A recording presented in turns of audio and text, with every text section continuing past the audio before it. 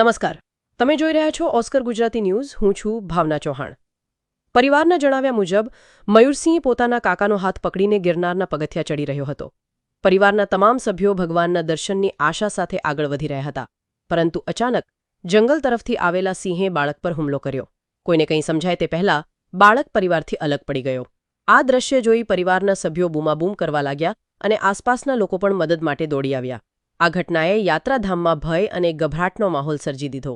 આજે અમે જે સમાચાર લઈને આવ્યા છીએ તે માત્ર એક અકસ્માત નથી, પરંતુ એક એવા પરિવારની પીડા છે જેની કલ્પના પણ કરવી મુશ્કેલ છે. ભગવાનના દર્શન કરવા માટે ખુશી ખુશી નીકળેલો એક 12 વર્ષનો માસૂમ બાળક હવે પોતાના પરિવાર વચ્ચે નથી. ગિરનારની પવિત્ર યાત્રા દરમિયાન બનેલી આ દુઃખદ ઘટનાએ સમગ્ર ગુજરાતને આઘાતમાં મૂકી દીધું છે.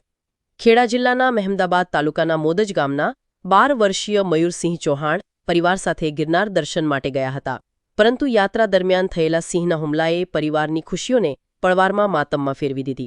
ઘટનાની જાણ થતાં જ શોધખોળ શરૂ કરવામાં આવી. લાંબી શોધ બાદ જંગલ વિસ્તારમાંથી બાળકના અવશેષો મળ્યા. આ સમાચાર મળતા જ પરિવાર પર જાણે દુઃખનો પહાડ તૂટી પડ્યો. એક તરફ માતાપિતાનો એકમાત્ર લાડકો દીકરો અને બીજી તરફ આખા ગામનો ચહીતો બાળક આજે સૌને રડતો મૂકી ગયો. મયુરસિંહના પિતા મહેન્દ્રભાઈ અને સીતાબહેન ખેતીકામ સાથે સંકળાયેલા છે. સામાન્ય પરિવારમાં જન્મેલો મયુરસિંહ ગૌતમનગર પ્રાથમિક શાળામાં ધોરણ 5માં અભ્યાસ કરતો હતો. શિક્ષકો અને ગામના લોકો તેને હોશિયાર અને સંસ્કારી બાળક તરીકે ઓળખતા હતા. મોદજ ગામમાં જેમ આ દુઃખદ સમાચાર પહોંચ્યા, સમગ્ર ગામમાં શોકનું વાતાવરણ છવાઈ ગયું. ગામના લોકો પરિવારને સાંત્વના આપવા તેમના ઘરે ઉમટી પડ્યા. મયુરસિંહના સગા મામાએ પણ ભાવુક બની જણાવ્યું કે રોજ ફોન કરીને વાત કરતો ભાણજો હવે ક્યારેય ફોન નહીં કરે. પરિવારજનોએ એવો પણ આક્ષેપ કર્યો છે કે ઘટનાની જાણ કર્યા બાદ મદદ સમયસર પહોંચી નહોતી. તેઓએ સમગ્ર ઘટનાની યોગ્ય તપાસ કરવાની અને યાત્રાળુઓની સુરક્ષા વધુ મજબૂત બનાવવાની માંગ કરી છે. આ ઘટના માત્ર એક પરિવારનું દુઃખ નથી, પરંતુ યાત્રાધામોમાં સુરક્ષા વ્યવસ્થાને લઈને પણ અનેક પ્રશ્નો ઊભા કરે છે. જો હજારો શ્રદ્ધાળુઓ દરરોજ દર્શન માટે આવે છે, તો તેમની સુરક્ષા માટે જરૂરી તમામ વ્યવસ્થાઓ અસરકારક રીતે અમલમાં હોવી જરૂરી છે. માસૂમ મયુરસિંહ હવે આ દુનિયામાં નથી, પરંતુ તેની યાદો હંમેશા તેના પરિવાર અને ગામના લોકોના હૃદયમાં જીવંત રહેશે. આ દુઃખની ઘડીએ અમારી સંવેદના શોકગ્રસ્ત પરિવાર સાથે છે. આશા રાખીએ કે સંબંધિત તંત્ર ઘટનાની નિષ્પક્ષ તપાસ કરશે અને ભવિષ્યમાં આવી દુર્ઘટનાઓ અટકાવવા જરૂરી પગલાં લેશે. ફિલહાલ આટલું જ. કેમેરા પર્સન સાથે રિપોર્ટર જુગનુ, ખેડા. હું છું ભાવના ચૌહાણ, ઓસ્કર ગુજરાતી ન્યૂઝ.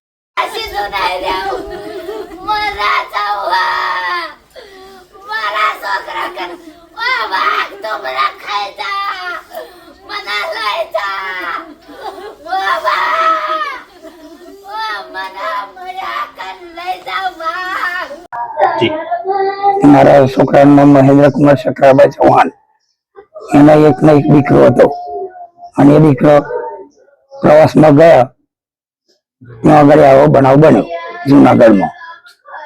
એ દુઃખ વધારે થયું મને. એકનો એક દીકરો હતો.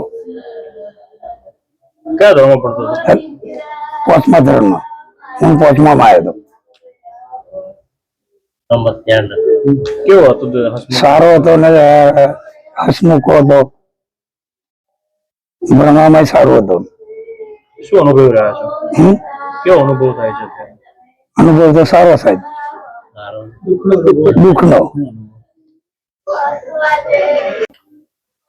જે આપનો પરિચય અને સમગ્ર ઘટના બની છે શું કહેશો? ચૌહાણ અર્જુનભાઈ જાયાભાઈ, ગામ મોદજ, તાબે ગૌતમનગર. હું એમની પડોશમાં જ રહું છું. ઘટના બની શું? હવે આ ઘટના જે બની એ અમારા ગામમાંથી મોદજમાંથી એક ભાઈએ પ્રવાસનું આયોજન કરેલું. એ પ્રવાસના આયોજનની અંદર ઘરના 7 સદસ્યો એ પરિવારની અંદર ગયા હતા. એની અંદર સવારમાં જુનાગઢની અંદર જ્યારે ચઢાણ કરવાની શરૂઆત કરી ત્યારે બધા સમૂહમાં જ હતા. પણ સમૂહની અંદર હતા પણ એ લગભગ 50 પગથિયા ઉપર ચડ્યા. ઉપર ચડ્યા પછી બાજુ પરથી કઈ ખીંચસંગ હુમલો થયો, એટલે નાસદોડ થઈ. અને નાસદોડ થવાના કારણે પેલો જે બાળક હતું, જે 11 વર્ષનો છોકરો હતો, એના ઝપટમાં આવી ગયો અને લઈને ભાગી ગયો. પછી બૂમ બરાડા બહુ થયા, બહુ પ્રયત્નો કર્યા, પણ કશું મળ્યું નહીં. છેલ્લે પછી બધા ભેગા એકત્રિત થઈ અને લગભગ ફોરેસ્ટરને જાણ કરી, પણ કોઈ જલ્દી આવ્યા નહોતા. બીજા અધિકારીઓને પણ જાણ કરી, એ પણ આવ્યા નહોતા. એ બાબતમાં અમને ઘણું દુઃખ થયું. અમારી કોઈને દેખરેખ કરી નહીં, તેમજ જે આખી ઘટના બની એના કારણે પ્રવાસની અંદર જયેલા જે લોકો હતા એ એમાં શોકનું વાતાવરણ ફરી વળ્યું હતું અને બધા શોકમગ્ન જ થયા હતા. કોઈ એકબીજાને જોઈને રોતા હતા અને એકબીજાને લગભગ દુઃખની લાગણી વ્યક્ત કરતા હતા. આવો ભયંકર જે હુમલો થયો હતો એ હુમલાની અંદર આ બાળકના અંદર લઈ ગયા અને ગુફાની અંદર લઈ ગયા, કે ઝાડની નીચે લઈ ગયા, જ્યાં લઈ ગયા, પણ એમાંથી તપાસ કરતા એક પગ મળ્યો છે. એ જે પગ મળ્યો એ લઈ અને એના અધિકારીઓ લગભગ જોઈએ તો પોસ્ટમોર્ટમ માટે રવાના થયેલા છે અથવા ત્યાં ગયા છે અને જ્યાં સુધી પોસ્ટમોર્ટમનો રિપોર્ટ આવશે ત્યાં આગળ કેસ પણ લખાયો છે, એની સૂચનાઓ પણ કરેલી છે. તો આવી બધી ક્રિયાઓ અને બનાવો બને એ અયોગ્ય કહેવાય નહીં. પ્રવાસ અને પર્યટન સ્થળે જે દેખરેખ રાખવી જોઈએ, જે બંદોબસ્ત કરવો જોઈએ એ રાખવામાં આવતો નથી. વહેલો કોઈ પણ સાર સંભાળ લેવામાં આવતી નથી.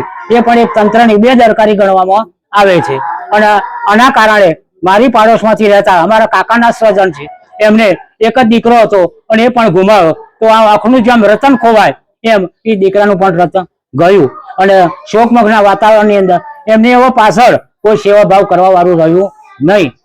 કદાચ કુદરતની સામે જોવો તો વસ્તુ જુદી છે, બાકી અમારા હાથમાં હવે કશું રહ્યું નથી. આવી અમે વેદના વ્યક્ત કરીએ છીએ અને આ અંગે જો સરકારી કોઈ પણ સહાય પ્રાપ્ત થતી હોય તો એ ભાઈને આપવા માટે પ્રયત્નો કરે, એ જ મારી વિનંતી.